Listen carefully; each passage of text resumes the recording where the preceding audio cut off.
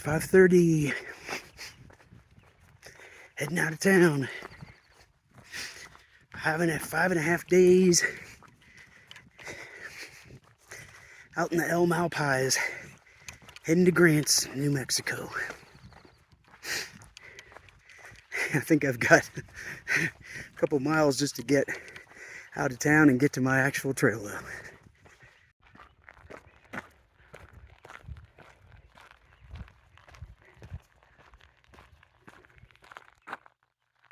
Hard to get a good focus here in the dark. The Pie Town sign.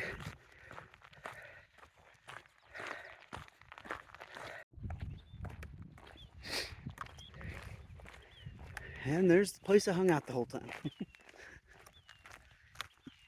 Alright, getting close to the trail.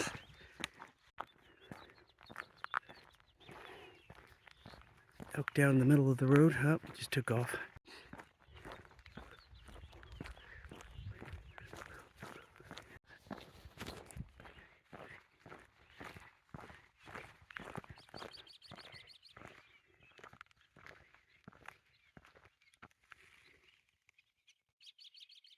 Hey, buddy.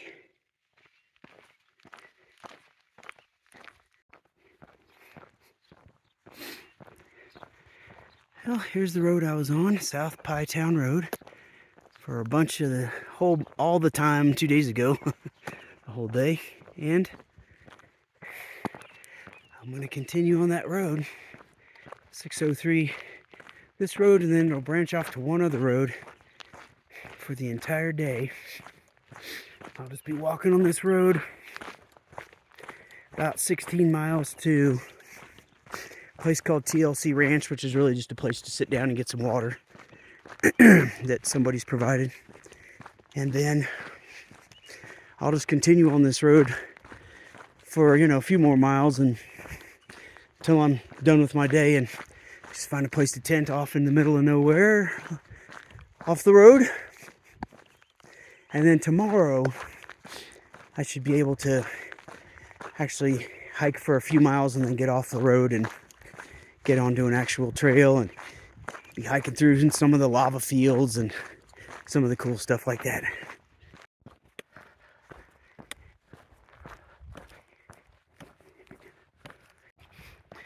Well, at least right here, there's nothing to break the sun. So, even though it's only, whatever, it's early, it's like 6:15 or something, I already got the sun in my face. And I don't know if it'll be like that most of the day or not. I know there's trees up here, but I don't know what direction exactly I'll be going or if I'll be in them at all. I'm at my branch here, so I'm leaving 603 in Pie Town and Pie Town Road and heading towards Grants, but not that way. I'm taking York Ranch Road, which I now have, whatever it is, 20 miles on York Ranch Road before I turn off on one more road for a few miles, probably tomorrow, before I get to the trail. Now I really am heading right into the sun.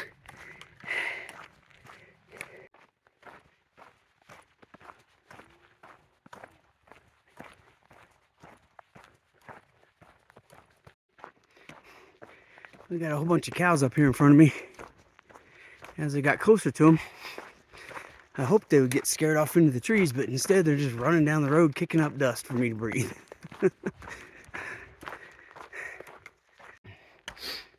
I was expecting the two cyclists that were at the bunkhouse yesterday to have already caught me this morning. When I left, they said, oh, we'll probably be out of here in about 45 minutes. And that was, hour and a half ago or something. They should have caught me in no time. So I don't know what exactly happened with them, but they should be passing me sometime in a little while. It was I kind of would have liked to have had more relaxing time last night. Just hanging out at the bunkhouse, maybe working on some of my videos or just having a nice chat about things. But the owner, Monica, came by, who's super sweet. She actually came by to bring me something small that I just asked her if she could find, and so it was really awesome. But then she started on this conversation that turned political and all sorts of stuff, and the other two guys were there too, and they were feeding into it, and I was just like, this is not what I want to be doing right now. But there was kind of nowhere to escape to, so I'm not really sure why I'm telling you that, other than it just popped into my head when I was talking about those guys coming up here. But yeah, not really necessarily the kind of big conversation I want to have when I'm, out on the trail, just kind of trying to leave that kind of stuff behind temporarily.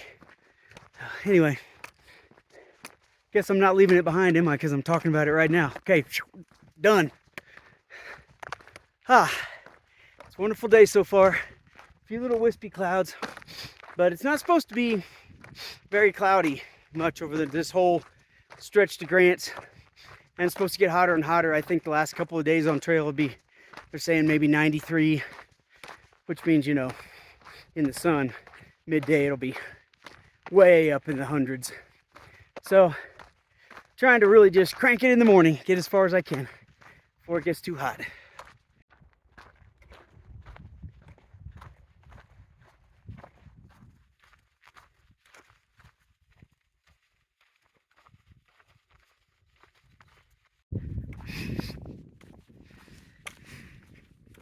Well, there's John and Jim. The last two guys that I hung out with at the bunkhouse last night. So they are going to be trying to get close to Grants today. It's so crazy talking to these guys, they do. It takes me a week to do what they do in a day. Poor Jim.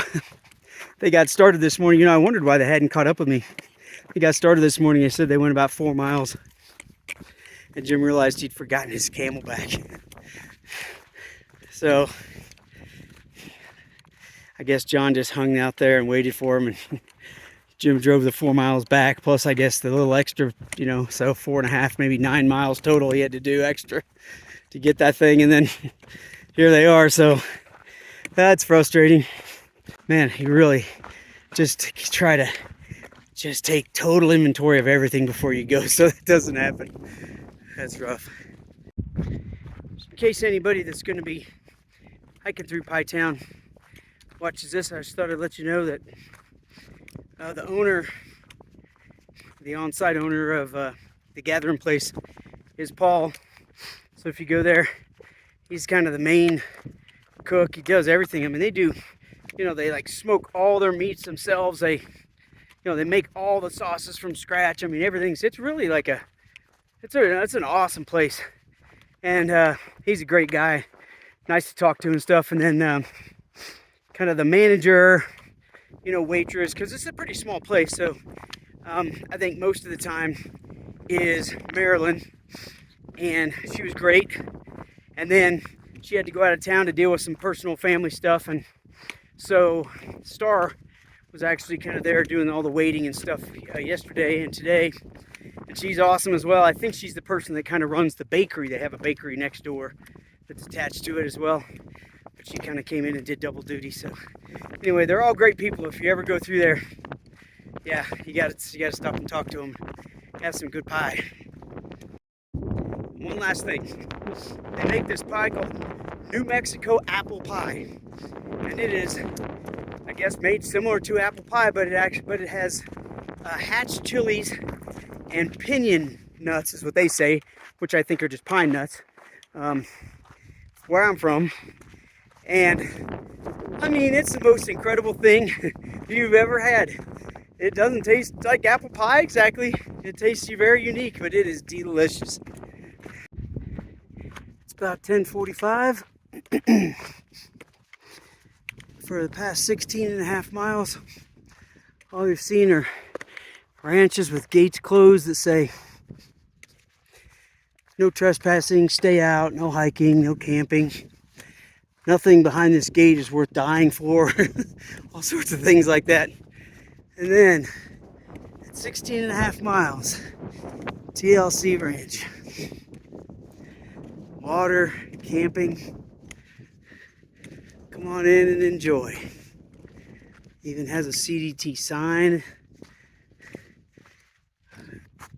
They have an outhouse, they have water, they have all sorts of stuff. So yeah, fantastic. I'm gonna go grab me some water and take a break.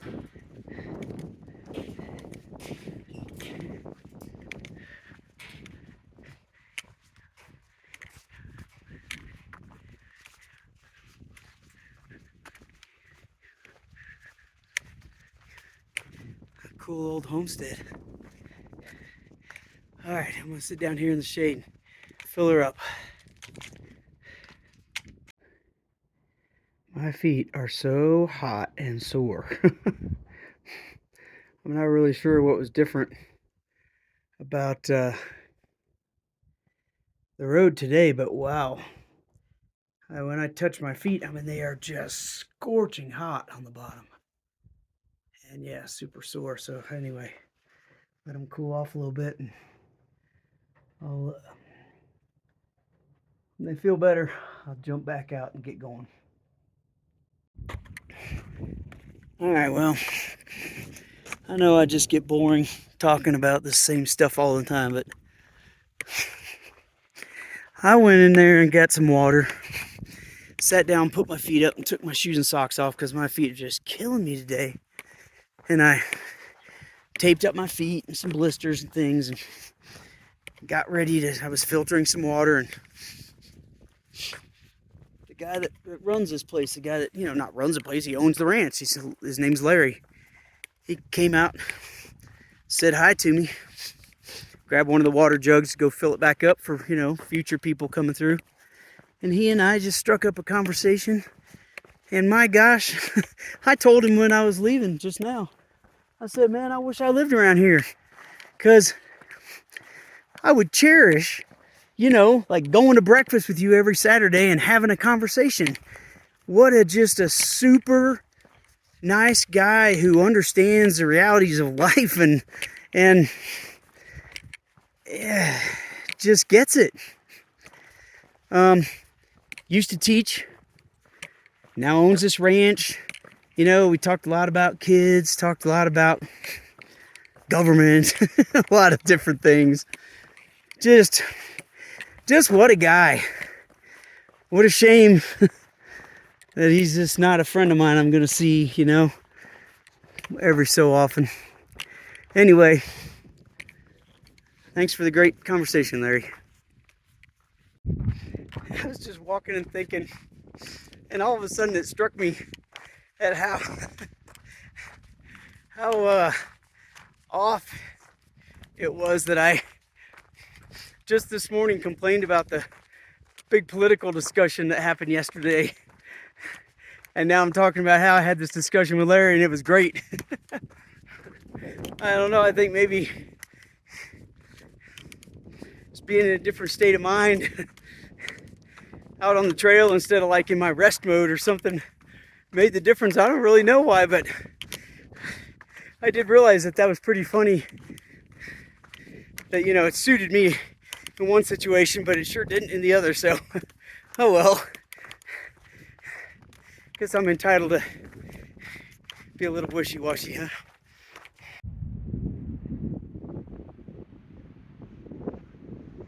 I'm so hot and tired. I think I've done around 2,122 miles. It's still pretty early, maybe like 2:30 or something, but it's so hot. So I'm just trying to rest and see if I can rally, do another couple of miles or so, get closer to my next water for the morning. I laid there about maybe an hour and a half. Fell asleep a little bit, just laid around a little bit, ate something else. I think I was just tired. And at first maybe I thought it was something heat related, which didn't make any sense, and now it wasn't, because I mean, I was sweating and I was showing no signs of anything, and I've been drinking tons and everything's all fine. So, but man, I just was so wiped all of a sudden, just hit a wall. And I didn't sleep as much last night as I should have probably. Um, I just really wanted to get up early today, get started before it got hot. So anyway, I've already done a lot of miles, and I almost decided to just stay back there in the tent, but I got a little bit of light left in it.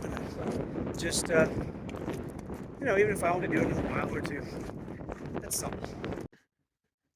Okay, well, I got a couple more miles in. Did almost 23 today, which is, I don't know if I was smart or not.